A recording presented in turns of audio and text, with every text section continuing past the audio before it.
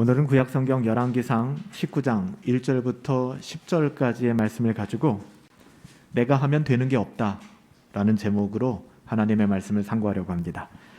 우리가 잘 아는 본문 말씀이고요. 이 본문을 다룰 때는 우리를 위로하시는 하나님, 엘리야를 위로하시는 하나님 쪽으로 많이 초점을 맞췄었는데 이번 한 주간 하나님의 말씀을 상고하고 묵상하면서 하나님께서는 다른 방향에서 또 이 말씀을 보게 하시더라고요. 그 은혜를 여러분들과 나누려고 합니다. 열왕기상 19장 1절부터 10절 말씀인데요. 제가 천천히 읽어드릴 테니까 여러분 마음으로 눈으로 따라 읽어주시기 바라요. 아합이 엘리야가 행한 모든 일과 그가 어떻게 모든 선지자를 칼로 죽였는지를 이세벨에게 말하니 이세벨이 사신을 엘리야에게 보내어 이르되 내가 내일 이맘때에는 반드시 내 생명을 저 사람들 중 한 사람의 생명과 같게 하리라. 그렇게 하지 아니하면 신들이 내게 벌 위에 벌을 내림이 마땅하니라 한지라. 그가 이 형편을 보고 일어나 자기 생명을 위하여 도망하여 유다에 속한 브엘세바에 이르러 자기의 사환을 그곳에 머물게 하고 자기 자신은 광야로 들어가 하룻길쯤 가서 한 로뎀나무 아래 앉아서 자기가 죽기를 원하여 이르되 여호와여 넉넉하오니 지금 내 생명을 거두시옵소서. 나는 내 조상들보다 낫지 못하니이다 하고 로뎀나무 아래에 누워 자더니 천사가 그를 어루만지며 그에게 이르되 일어나서 먹으라 하는지라. 본즉 머릿맡에 숯불에 구운 떡과 한 병 물이 있더라. 이에 먹고 마시고 다시 누웠더니 여호와의 천사가 또다시 와서 어루만지며 이르되 일어나 먹어라.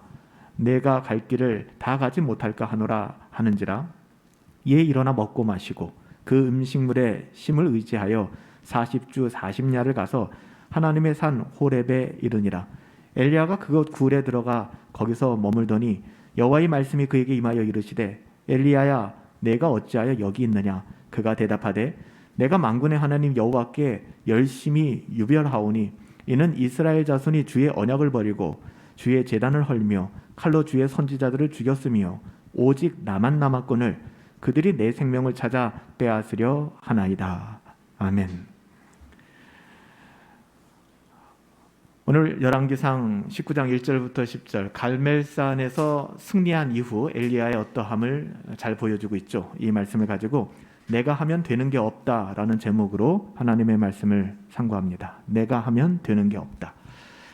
여러분 하나님께 맡기면 됩니다.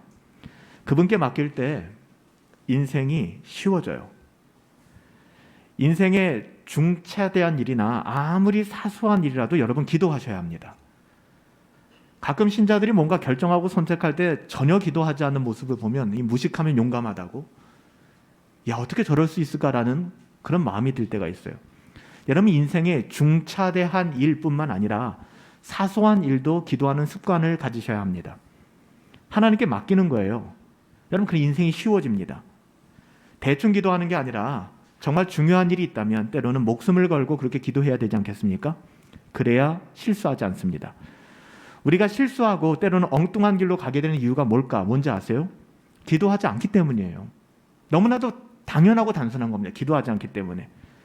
설령 기도는 한다고 하는데 잘 안 되는 것은 중언부언하기 때문에. 가장 최악은 뭔지 아세요? 그나마 중언부언하는 기도도 안 해요. 그러니까 기도 자체가 없어요. 교통사고가 나서 의식도 없고 어떻게 보면 호흡도 없고 막 이런 상태인데 가장 먼저 하는 게 뭡니까? 기도를 유지하라고 하잖아요. 같은 단어는 아니지만 그 기도와 이 기도가 우리가 고상하게 무엇을 입을까 어디 가서 어떤 연설을 하고 누구에게 어떤 얘기를 할까 보다 더 중요한 것은 우리의 생명을 보존하기 위해서는 기도가 유지되어져야 합니다. 기도가 응급환자에게 기도가 확보되어져야 되듯이 제일 먼저 기도를 확보하고 심폐소생술을 하고 어떻게 하든지 혈액이 흘러갈 수 있도록 여러분 그렇게 조치하지 않습니까? 그게 기도입니다. 우리는 성경을 읽을 때 오늘 이 시점에서는 조금만 선입견을 좀 버려봅시다. 왜요? 엘리야의 하나님 엘리야 굉장히 신앙 좋은 사람의 대명사잖아요. 엘리야 그럼 거기서 약간 주눅 들지 않습니까? 여러분 우리가 성경을 읽을 때 조금만 선입견을 걷어내고 오늘 엘리야를 바라봅시다. 어떠세요? 엘리야 하면 뭐든지 잘할 것 같죠? 엘리야는 믿음도 좋고 신앙의 탁월함 그렇잖아요. 예수님께서 제자들과 함께 변화산에 올라갔을 때도 구약의 선지자를 대표하는 사람으로 엘리야가 등장하지 않습니까? 그만한 엘리야. 그런데 오늘 본문을 보면 형편이 없어요. 엘리야가 했던 모든 게 정말 다 좋았던 건 아니었다는 것이죠. 엘리야라고 해서 모든 일에 믿음으로 정말 탁월하게 해는 건 아니에요. 우리랑 똑같은 사람입니다. 전혀 다를 게 없어요. 오늘 본문은 엘리야의 불신앙적인 모습을 보여주고 있어요. 저와 여러분의 모습입니다. 여러분, 이 본문을 통해서 하나님의 자녀들이 어떻게 교만해질 수 있는가? 제가 지금 교만이라고 얘기했습니다. 엘리야가 지금 교만해졌다는 거예요. 엘리야의 교만만 보지 말고 우리가 어떻게 어느 지점에서 교만을 만날 수 있는가를 좀 볼 수 있어야 됩니다. 그러니까 엘리야 같은 사람도 교만해질 수 있다? 그럴 수 있다는 겁니다. 놀랍죠? 위로도 되고 두려운 마음도 들어요. 제가 지금 왜 엘리야를 교만하다고 이야기하는지 아세요? 여러분, 교만의 정의를 어떻게 내리십니까? 나 참 교만해. 하나님 교만하지 않게 해주세요. 우리 주님도 교만을 싫어하신다고 하셨는데, 그냥 딱 쉽게 교만이 뭐냐? 성경은 이렇게 정의합니다. 내가 할 수 있다. I can do it. 이겁니다. 내 스스로 할 수 있다. 이게 교만입니다. 여러분, 이걸 다른 말로 표현하면 뭔지 아세요? 기도하지 않는 겁니다. 기도하지 않는 자신감. 저는요, 내가 자신이 할 수 있다라고 한 번도 생각해 본 적이 없어요. 저는 신앙이 있으니까요 라고 얘기하지만 기도하지 않는다면, 여러분 말은 그렇게 하시지만 여러분 스스로 할 수 있다고 생각하시는 분들이에요. 기도하지 않는다면 내가 할 수 있다라고, 내 인생을 내가 핸들링할 수 있다라고 생각하는 것이죠. 반대로 성경이 말하는 겸손은 뭘까요? 고개 조아리고 허리 숙이는 게 겸손이라고 생각하십니까? 천만의 말씀이에요. 나는 할 수 없습니다라는 고백이 그 겸손입니다. 무조건 나는 할 수 없다, 그런 무능력함을 이야기하는 것이 아니라 전제가 있죠. 나는 최선을 다하지만 이 모든 것을 주관하시는 분 누구시다? 하나님이십니다라는 고백이 있는 거예요. 그래서 하나님을 두려워하게 되는 것입니다. 바로 이 고백을 하기 위해서, 하나님이 모든 것을 하실 수 있습니다, 오직 하나님만이 하십니다 라는 이 고백을 하기 위해서 선행되어지는 조건이 나는 할 수 없습니다예요. 이게 겸손입니다. 그래서 겸손한 자는 하나님께 기도하는 사람이에요. 다른 사람들 앞에서 이 사람 참 겸손한 사람입니다 라는 이야기 우리가 많이 듣고 또 하지 않습니까? 성경이 말하는 신앙의 겸손함은 기도하는 것입니다. 이런 기도는 자기의 뜻을 이루거나 자기의 어떠함을 증명하기 위한 것이 아니죠. 하나님의 뜻을 구하고 하나님의 은혜를 구하는 그런 기도입니다. 근데 지금 엘리야는 어떻죠? 철저하게 자기가 할 수 있다는 교만함에 머물러 있어요. 어쩌다 이렇게 됐는지 모르겠어요. 방금 전에 갈멜산에서 그 놀라운, 하늘에서 불을 내리고 850명의 선지자들과의 싸움에서 이겨낸 엘리야였어요. 근데 한순간이 다른 사람이 되어버렸습니다. 왜 그럴까요? 교만 때문에 그래요. 사람이 갑자기 바뀌어요. 왜 그래요? 교만 때문에 그렇습니다. 교만이 들어가면은 순식간에 사람이 바뀌어요. 오늘 엘리야가 그래요. 그러니까 어떻게 됐습니까? 교만하고 좀 잘 살면 괜찮을 텐데, 교만하기 때문에 그가 맞은 결과는 낙심하고 좌절하고 절망하는 겁니다. 왜 내 인생에 낙심이 찾아올까? 왜 내 인생이 절망하게 될까? 왜 내 인생이 좌절하게 될까? 그 이유가 어디 있다는 거예요? 환경과 상황에 있는 것이 아니라 자기가 할 수 있다라는 교만함에 자기의 삶이 얹혀져 있었기 때문에 그런 거예요. 지금 엘리야는요, 절대 하나님께 맡기는 삶이 아니라니까요. 보세요. 자신의 어떠함만을 의지하고 있어요. 그래서 교만해진 거예요. 신자가 이렇게 항상 자기 중심적인 상태에 머물게 되면은 그 특징, 기도하지 않아요. 저는 그게 두려워요. 우리 교회의 영적인 호흡, 이 폐가 망가지는 거죠. 기도의 호흡이 멈추는 것.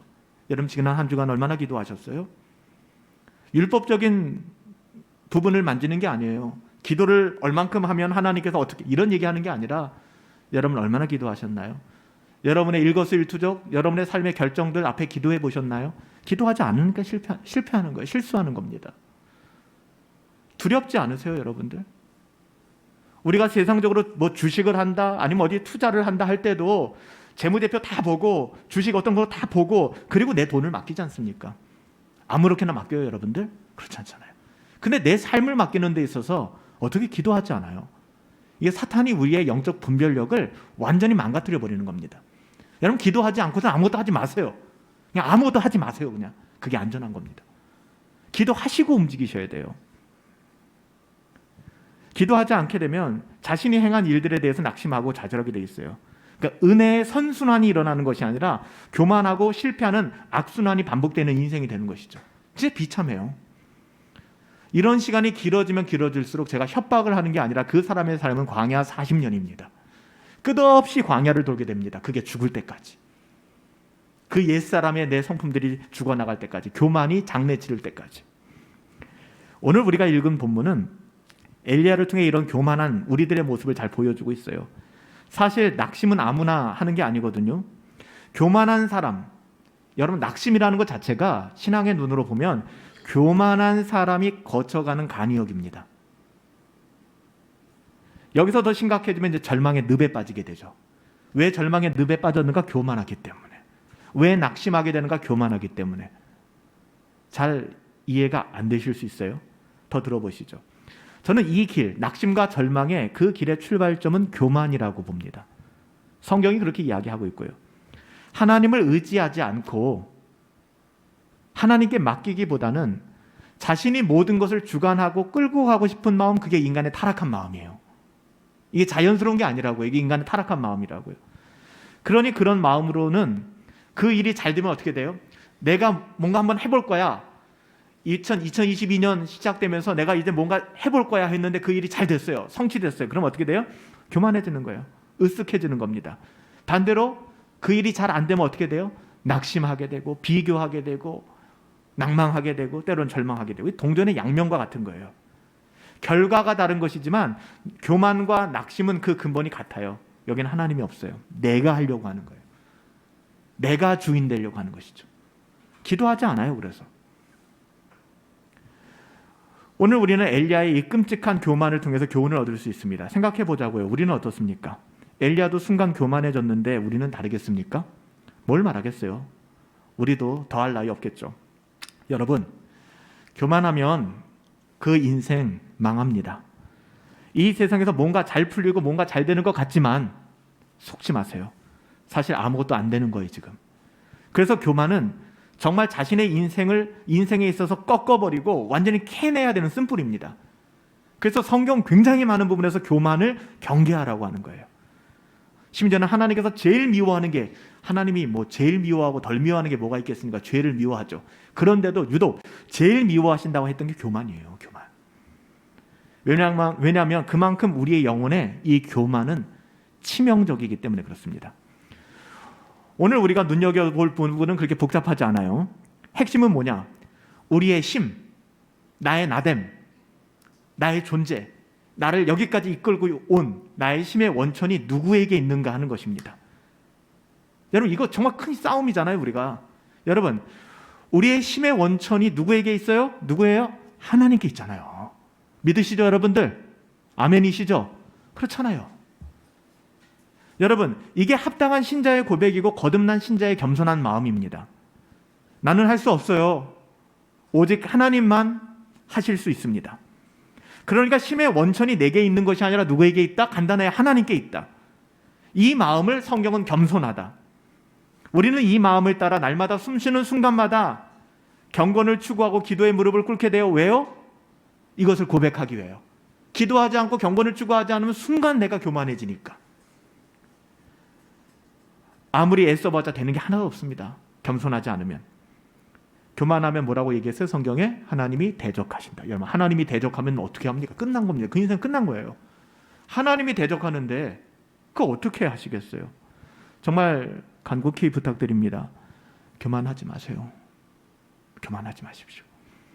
만약 우리가 교만해서 경건을 추구하지 않고, 그러니까 기도와 말씀도 없이 그렇게 한번 살아본다고요? 제가 어떻게 말리겠습니까? 여러분, 그런 삶은 하나님이 대적하신다니까요. 제 말이 아니잖아요. 성경이 증거하고 있잖아요. 하나님 대적하는 길로 왜 가세요, 여러분들? 뭐가 남겠습니까? 인생 끝장나는 것이죠. 그래서 우리가 정말 분별하고 경계해야 될 것은 우리 안에 교만한 마음입니다.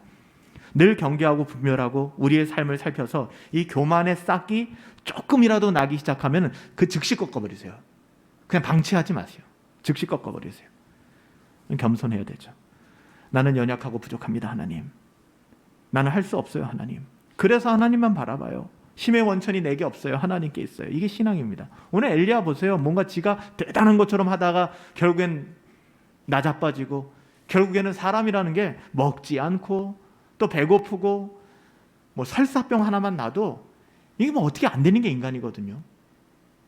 하나님께서 그런 엘리야를 불러서 먹이시는 거는 위로의 차원도 있지만, 봐라, 넌 너의 어떠함으로 안 돼. 외부에서 먹을 것이 들어가야 되고 영의 양식이 들어가지 않으면 넌 살 수 없어를 그냥 보여주시는 거예요. 지금 엘리야는 은근히 심의 원천이 하나님께 있어요라고 말하죠. 보세요. 엘리야를 보면은 어느 누구도 부정 안 할 거 아니에요? 엘리야가 심의 원천이 하나님께 없습니다라고 이야기했겠어요? 말은 안 그래요. 엘리야도 말은 나의 심의 원천이 하나님께 있습니다라고 말은 했지만 속으로는 자기에게 힘이 있다라고 생각했어요. 교만해진 거죠. 그 증거가 뭐냐? 지금 낙심하고 있잖아요. 낙심하고 있다니까요. 구약 성경에 보면 여러분 두로라는 나라가 나와요. 두로. 근데 그 두로라는 나라가 교만의 상징이 되어 있거든요. 여러분, 두로라는 나라가 왜 교만해졌는지 아세요? 그들이 가난하고 먹을 것이 없고 힘들고 열악한 환경이었다면 절대 교만해지지 않았을 것입니다. 성경이 뭐라고 두로를 얘기하냐면요, 두로라는 나라가 교만해졌는데 그 교만한 이유는 먹고 살만했다는 거예요. 먹고 살만하거든요. 돈 좀 있고 경제적 어려움이 그래도 없을 때, 그때 조심해야 돼요. 대부분 여기서 교만해지거든요. 자기가 뭔가 할 수 있다라고 생각하는 것이죠. 이 상황 속에서 왠지 내 자신이 뿌듯해지는 것이죠. 안정감이 생기는 거고 나의 어떠함으로 살아갈 수 있다라는 생각이 드는 거예요. 두로라는 나라가 심판받았던 그 시작점이 여기서부터 시작됐습니다. 그래서 때로는 하나님께서 우리를 낮추시는 건 굉장히 복된 거예요. 근데 낮췄는데도 깨닫지 못하는 건 진짜 불행한 것이죠. 엘리야 역시 다르지 않았습니다.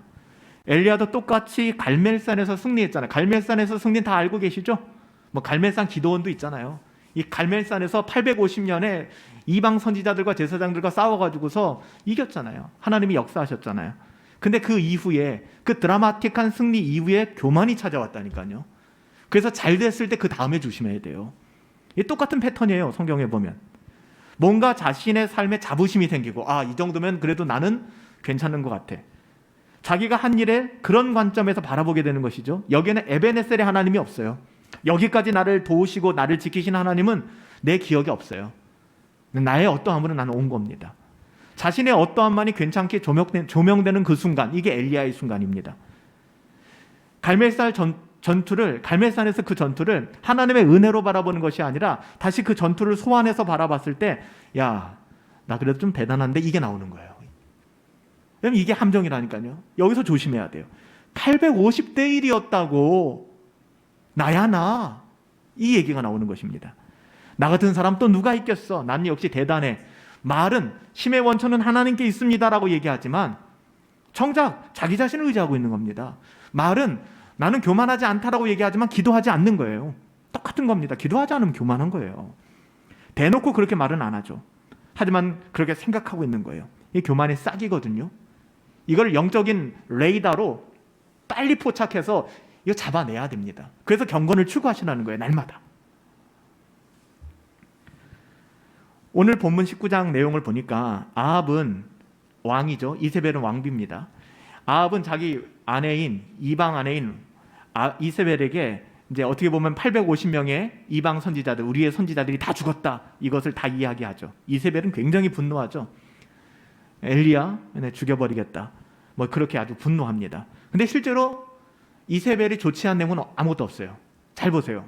성경 아무리 봐도 이세벨이 뭔가 뭐 군대를 보내거나 뭐 잡아서 이런 행동을 한 적 없습니다. 그냥 말 한마디 한 거예요. 내가 잡아 죽여버릴 거야, 뭐 이 얘기를 하는 거예요. 내가 만약에 엘리야 너 죽이지 않으면 뭐 내가 내가 섬기는 신에게 저주를 받을 거야, 뭐 이런 얘기까지 하죠. 이걸 뭐라고 얘기해요? 협박이라고 얘기하는 거예요. 여러분, 세상은 끊임없이 우리를 협박합니다. 여기에 하나님을 의지하지 않으면 두려운 거예요. 이제 그게 엘리야 내가 너를 죽일 것이다. 아직 죽이지도 않았고요, 군대를 보내지도 않았어요. 아니 850대 1의 전쟁에서 이긴, 전투에서 이긴 엘리야가 이세벨 이 여자 한마디에 지금 벌벌 떨고 있는 겁니다.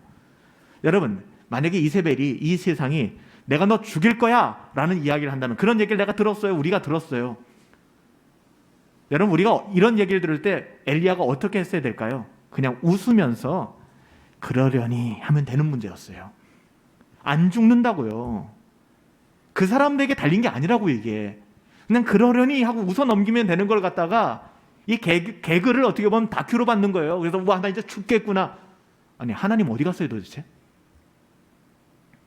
여러분, 세상은 원래 그랬잖아요. 하나님 편에 우리가 설 때 세상이 호의적입니까? 아니에요. 우리가 믿음 가운데 서고 하나님 편에 서면 절대로 세상은 호의적이지 않습니다. 왜 세상 그래요, 여러분들? 왜 새삼스럽게?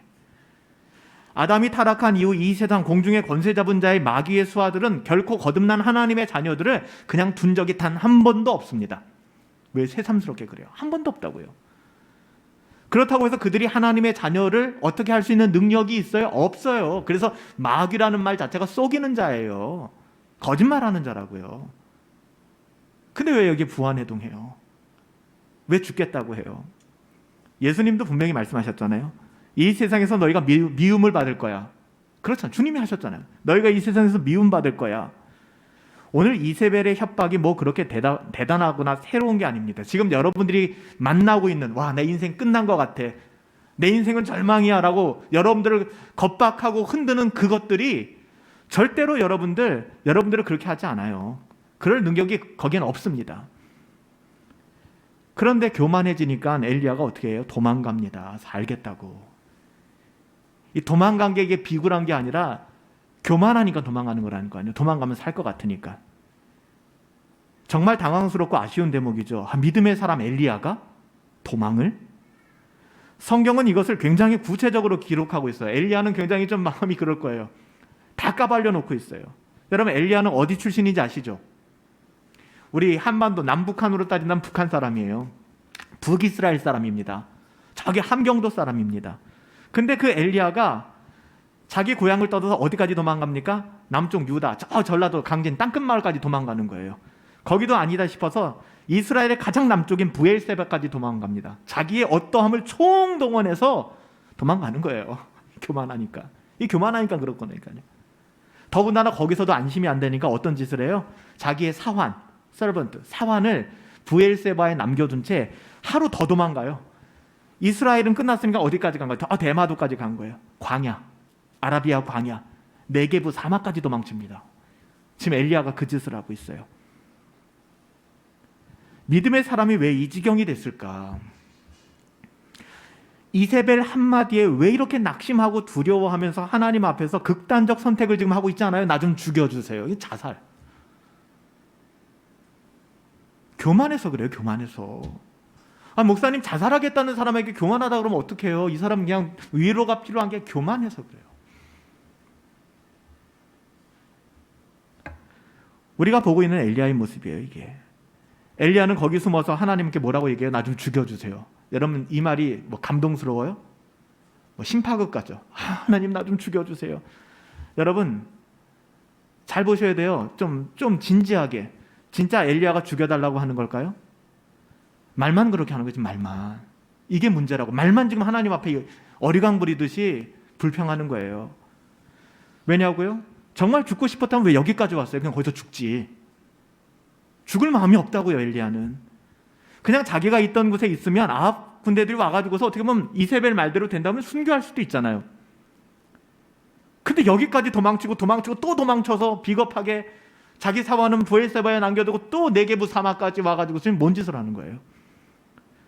추정컨대 나중에 하늘나라에서 엘리야 만나면 나 정말 그런 마음 아니었으면 할 말 없겠지만 제가 그냥 말씀 보면서 추정컨대 정말 엘리야가 죽고 싶어서 이런 말 하는 게 아니에요. 하나님 앞에 지금 원망하는 겁니다.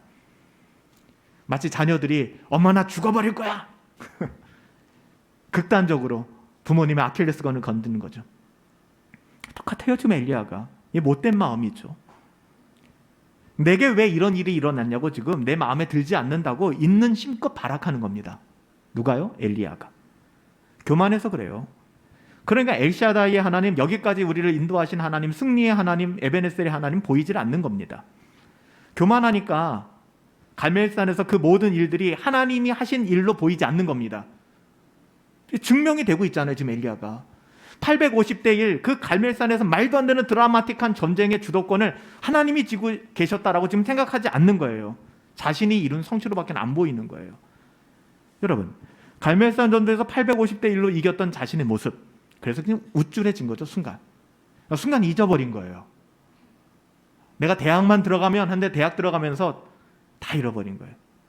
제가 예전에 처음 전도사 강도사 시절에 우리 아이들 지금 다 애기 엄마 아빠들 다 됐는데 얘네들 데리고 가르치다 보면은 전사님 대학만 들어가면 제가 열심히 할게요. 뭐 제가 원하는 여기만 들어가면 열심히 할게요. 내 대학 들어가면 뭐 할 게 얼마나 많아요. 지금이야 뭐 코로나니까 할 수 없죠. 동아리 따라다니고 뭐 따라다니고 학회 따라다니고 뭐 예배는 완전 뒷전이에요. 뭐 거기서 끝납니까? 내가 이 직장만 들어가기만 하면 목사님 내가 하나님께 영광. 안 돼요. 그게 아니라고요, 여러분들. 여러분, 하나님의 은혜를 잃어버리면 인간은 순간 교만해집니다. 다 자기가 실력이 있어서 대학 갔고, 자기가 실력이 있어서 직장 들어갔고, 자기가 실력이 있어서 내가 원하는 배우자와 결혼했다고 생각해요. 근데 그 지점에서 안 되는 게 생기죠. 아이를 낳았는데 이 아이 나랑 전혀 다른 아이가 나오는 거죠. 그럼 진짜 뭐 매일매일 뭐 드라마를 찍는 거죠. 이게 이해할 수 없는 지경에 놓이게 되니까, 핸들링 할 수가 없으니까. 여러분, 갈멜산 승리 이후에 이 승리가 하나님으로부터 온 게 아니라 나에게로부터 왔다고 생각하니까 이 승리 이후에 이세벨이 다시 협박하잖아요. 내가 갈멜산까지는 이겨냈는데 이제 난 좀 쉬어야겠어 하는데 갑자기 이세벨이 협박하니까 두려워지기 시작하는 거예요. 그러니까 초점은 하나님이 이 전쟁을 이기게 하셨다면 이세벨의 문제도 하나님이 해결하실 거야가 되는데 이 전쟁을 내가 이겼다고 생각하니까 또 이게 찾아와 힘들어지는 거예요. 갑자기 두려워지는 거예요. 내가 또 이길 수 있을까? 이번에는 왕비인데 난 죽었구나. 여러분 보세요. 제가 좀 심하게 얘기할게요. 내가 뭘 또 이겨요. 내가. 언제 우리가 이긴 적이 있어요, 여러분들? 자기가 이긴 게 있나요? 엘리야 얘기 좀 해봅시다. 뭘 자기가 이겨요? 엘리야가 이긴 적이 있었나요? 갈멜산 전쟁은 하나님이 이기게 하신 거지 엘리야가 이긴 게 아니라고요, 여러분. 이걸 우리가 놓쳐서는 안 돼요. 여러분, 이걸 잘 알 텐데 순간 교만해지니까 엘리야도 이 지경이 되었다고요. 그래서 갈멜산 승리로 교만해진 엘리야가 이세벨의 위협 속에서 낭망하게 된 거예요. 여러분, 우리 왜 낭망하냐고요, 지금. 그래서 우리는 선줄로 생각하면 안 됩니다. 난 됐어. 그래서 만나가 필요한 거예요. 데일리 브레드. 날마다 만나 먹어야 되는 겁니다. 하나님 의존적인 삶을 살아갈 수밖에 없어요. 인간들은 그거 싫어하죠. 인간이 만물의 척도다라는 프라타고라스의 이야기처럼 그냥 인본주의의 핵심 뭐 그렇게 살길 원합니다. 근데 신앙인들, 거듭난 신자들은 그렇게 살 수가 없는 거예요.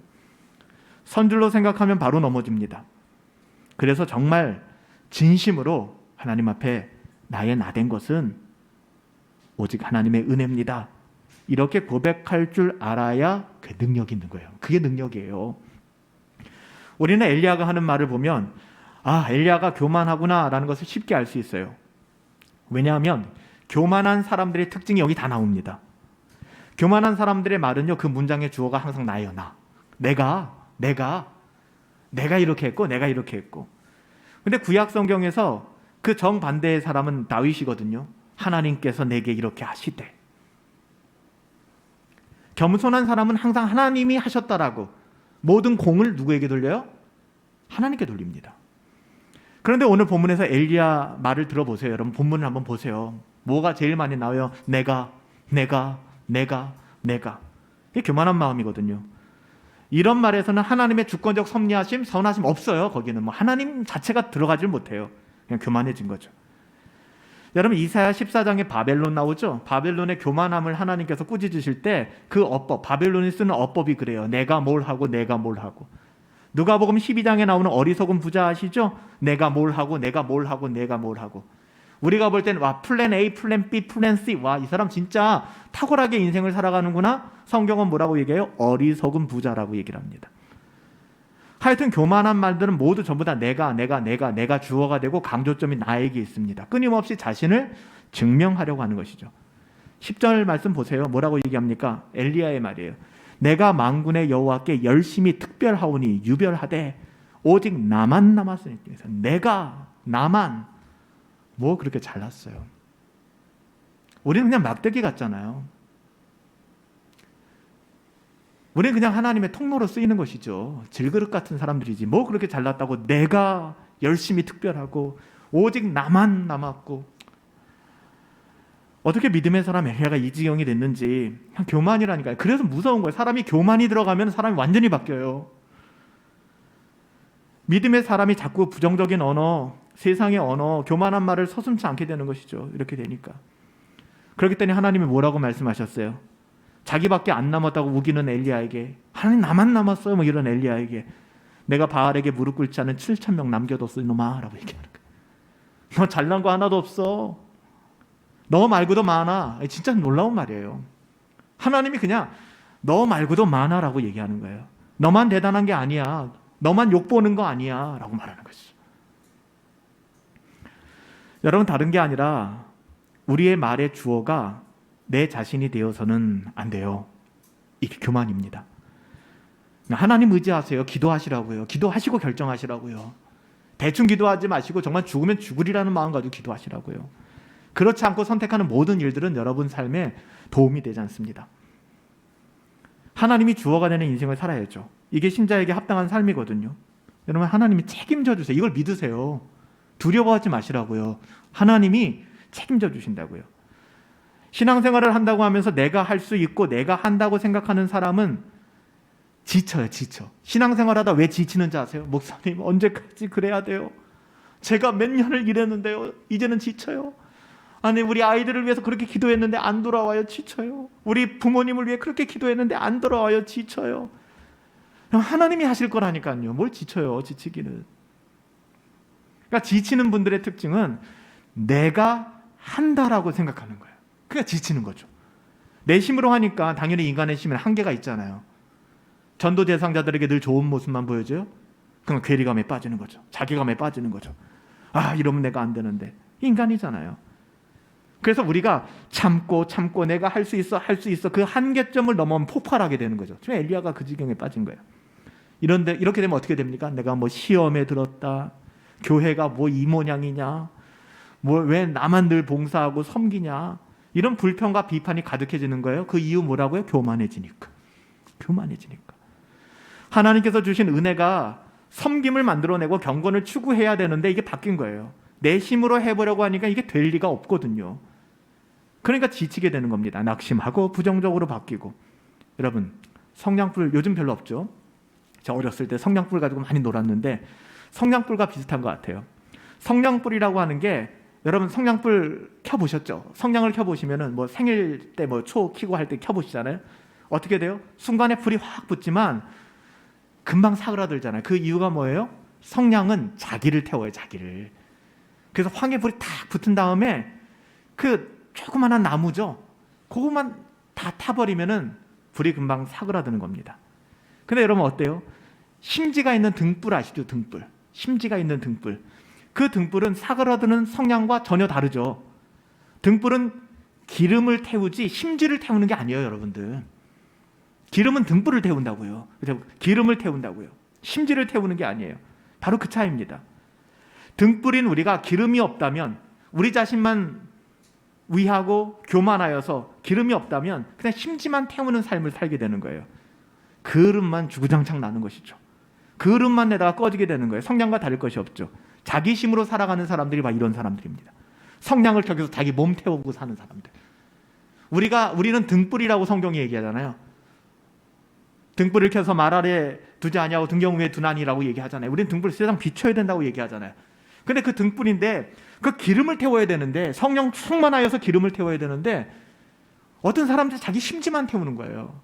옆에 가면 그릇밖에는 안 난단 말이에요. 자기 힘으로 살아가는 사람들, 교만한 사람들. 지금 엘리야가 그래요. 마치 자기 심지만 태우고 있는 것처럼 얘기하잖아요. 이게 지치고 낙심하는 삶의 모범을 보여주는 겁니다. 안 좋은 예죠. 반면 교사의 교훈을 주는 겁니다. 물론 그 이유는 뭐예요? 교만해서. 주님께서 우리는 소금과 빛이다, 등경 위에 등불이다라고 우리의 정체성을 말씀해 주셨잖아요. 우리는 우리 자신을 태우는 게 아닙니다. 여러분, 절대로 여러분 자신을 태우지 마세요. 하나님의 은혜, 성령의 능력, 의지에서 복음의 빛을 내는 등불이 바로 우리들의 정체성입니다. 기름을 태워야지 왜 심지를 태워요? 그러니까 지치는 거예요. 그러니까 힘들어지는 겁니다.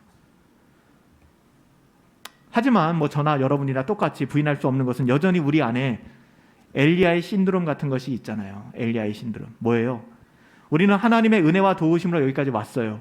그런데 나의 삶을 우리의 어떠함의 렌즈로 돌아보게 되는 것이죠. 이게 엘리야 신드롬이에요. 그러니까 교만해지는 것이죠. 여기서 있는 목사가 제일 위험해요. 목회 현장이 좀 자그마하면 겸손하고 굉장히 많이 늘면 자신의 어떠함으로 마치 사람들이 모여든 거죠. 끊임없는 싸움이거든요. 정말 어리석은 거예요. 나의 어떠함으로 사람이 들고 납니까? 물론 최선을 다해서 설교를 준비하고 발성 연습도 하고 최선을 다해서 말씀을 전달하기 위해서 구조적으로 맞추고 이게 필요하죠. 제 최선은 그겁니다. 하지만 사람이 들고 나는 부분은 그건 하나님의 영역이란 말이에요. 그렇죠? 어떻게 안 돼요? 그러니까 사람 떠나가면 낙심하고 사람 들어오면은 뭐 쾌재를 부르고 말이 안 되는 것이죠. 여러분, 이렇게 잘해서 내가 여기까지 왔어라고 생각하게 된다면요, 그런 생각에 빠지면 더 이상 하나님이 안 보입니다. 하나님이 안 보여요. 그리고 앞으로 모든 문제에 있어서 하나님을 믿고 의지하기보다는 내가 더 잘해서 내 인생이 잘 될 거야, 내가 목회 열심히 하면 더 좋은 결과가 있을 거야, 이런 생각이 빠지는 거예요. 그렇다고 열심히 안 한다는 얘기는 아니에요. 바로 여기서 우리는 좌절이 오고 낙심이 막 밀려오게 되는 거예요. 그러니까 우울증에 빠지고, 목회자들도 그렇잖아요. 우울증에 빠지고 공황장애에 빠지고, 내가 뭔가 할 수 있다라고 생각했는데 아무것도 안 되니까. 사람이 어떻게 사람의 어떠함으로 머물고 떠납니까? 저는 우리 교회 오신 분들도 저의 어떠함으로 오신 분들은 아무도 없다고 생각해요. 반대로 저의 어떠함 때문에 떠나시는 분들도 저는 없다고 생각합니다.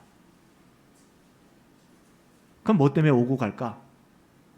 하나님 말씀이죠.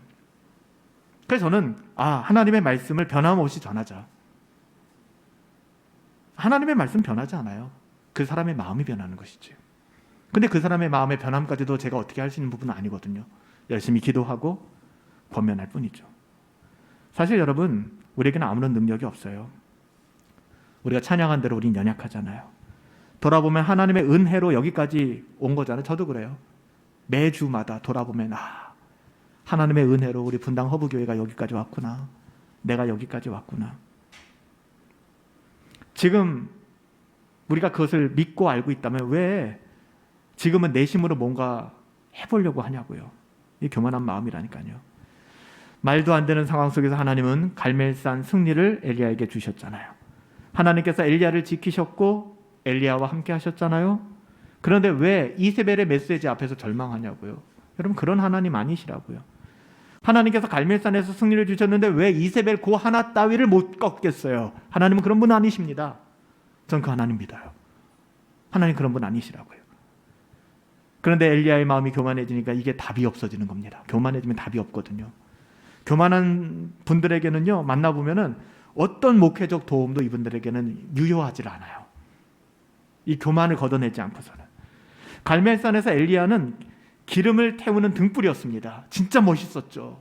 이 사람 보면 정말 은혜가 경험되어지는 사람이었어요. 근데 지금 엘리야는 이세벨 앞에서 자기 심지만 태우며 그릇만 내고 있는 거예요. 와, 진짜. 여러분, 우리는 이렇게 내가 할 수 있어라는 허상을 날마다 경계해야 합니다. 지금 하나님께서 엘리야에게 하시는 말씀이 뭐냐 하면, 엘리야, 내 속에서 능력이 나오는 게 아니야, 너의 어떠함으로 네가 여기까지 온 거 아니야 라고 말씀하시는 거예요. 인간이라는 게 뭐 대단한 능력을 지닌 게 아니라는 건 저와 여러분 너무나 잘 아시잖아요. 몸이 조금만 이상 있어도 꼼짝 못한 정말 연약한 존재. 그러니 너의 어떠함으로 인생을 살아가지 말고 살아계신 하나님을 의지해라고 지금 오늘 본문을 통해서 저와 여러분들에게 하나님 말씀하시는 거예요. 교만하지 말고 겸손해져라. 이 세상을 이길 힘은 나의 어떠함이 아닌 하나님으로부터 전적으로 온다. 여러분, 이거 믿으시죠? 믿으시잖아요. 하나님으로부터 전적으로 그 힘이 온다. 이게 은혜입니다. 은혜. 그게 은혜예요. 하나님의 자녀들은 바로 이 은혜를 누릴 줄 알아야 돼요. 하나님이 우리에게 주신 은혜를 자꾸 나의 어떠함, 자신의 공로로 훼손시켜서는 안 됩니다. 우리는 은혜 안에 강하여 날마다 자기를 부인하고 주 예수 그리스도를 따라 살아가야만 하는 거예요. 여러분, 우리가 순종할 수 있는 힘이 어디서 나오는지 아십니까? 우리가 순종할 수 있는 힘. 제가 전에도 말씀드렸던 것처럼 내가 가는 길을 하나님께서 알고 계신다라는 확신이 있을 때 가능한 거라고 말씀드렸죠. 다른 게 아니에요. 나는 잘 모르겠지만 내가 가는 길을 누가 알고 계세요? 하나님이 알고 계셔요. 지금은 잘 안 보여요, 나는. 그러니까 하나님이 우리를 납득시키고 이해시키는 게 아니라 하나님이 모든 것을 알고 계심을 믿게 하는 것이죠. 그때 순종이 가능합니다. 하지만 아무리 믿음이 좋은 사람이라고 해도 이 교만의 올무에서는 완전히 자유로울 수는 없는 건 사실이에요. 그래서 끊임없이 우리 같이 씨름하는 거잖아요. 그래서 우리가 이 땅을 살아가면서 끝없이 자기 부인의 과정을 통해 교만함과 싸우는 겁니다. 그래서 제가 새벽마다 우리가 요한복음 21장까지 끝냈지만 새벽 경건회 하십시다. 여러분 사실 그래요. 아침에 출근하기 바쁘고 하루가 분주해서 새벽에 경건회 하기 힘들어요 라는 말씀 제가 적지 않게 들어요. 그리고 제가 이해 못하는 거 아니고요. 밤늦게 혹시 일하고 퇴근하고 뭐 업무하고 새벽에 일어나서 말씀 묵상하기 얼마나 힘들겠습니까? 근데 재밌는 게 뭔지 아세요? 토요일이나 주일날 올리는 경건회는 더 안 들어요. 더 안 듣는다고요. 출근 안 하잖아요, 그때는. 우리의 연약함, 그걸 인정을 해야 되는 거거든요. 안 되는구나. 저도 뭐 가볍다고 얘기할 수는 없지만 저도 지병이 있으니까 아침마다 약을 여러 개를 먹어요. 살기 위해 먹는 거거든요. 이거 안 먹으면 내 몸 안에서 보이진 않지만 어떤 일들이 일어난다는 걸 알고 있기 때문에. 여러분 영적인 일도 마찬가지입니다. 여러분 우리가 하면 되는 게 없어요. 이 말씀을 좀 곱깝게 기분 나쁘게 언짢게 듣지 않으셨으면 좋겠어요. 우리가 하면 되는 게 없다고요. 하나님께 맡깁시다. 저 목회도 그냥 제가 안 하려고 해요. 제가 하면 전 낙심하고 막 우울증 걸릴 것 같아요. 때로는 공황장애 걸릴 것 같아요. 사람이 무섭고. 목사님들이 그래요, 다들. 왜 이래야 되지? 내가 하려고 해서 그래요. 내가. 여러분들도 그러실 거예요. 직장에서, 가정에서 자꾸 내가 하려고 하니까 힘들어지는 거예요. 우리 하나님께 맡깁시다. 말씀드렸어요. 그렇다고 해서 게을러지라는 거 아니에요. 최선을 다하세요. 그럼 하나님께 맡깁시다. 하나님을 신뢰함으로 성령의 기름을 태우는 심지의 삶을 살아갑시다. 그렇게 빛을 내어서 좀 어둠을 좀 몰아냅시다. 자연스럽게. 어둠은 빛을 이기지 못하잖아요. 빛이 어둠을 몰아내잖아요. 모든 것 전적으로 하나님께 맡기는 저와 여러분들. 정말 하나님의 자녀답게 그 인생 살아갈 수 있는 저와 여러분들 되시기를 예수님의 이름으로 축복합니다. 아멘. 우리 같이 한번 우리 마음을 담아서 연보하는 시간인데요. 하나님 앞에 우리의 마음을 그렇게 고백하며 연보하십시다. 우리의 고백이 되었으면 좋겠어요. 나의 기도가 되었으면 좋겠어요. 나는 아무것도 아닙니다. 주님의 사랑이 없으면 우리 다 같이 나는 아무것도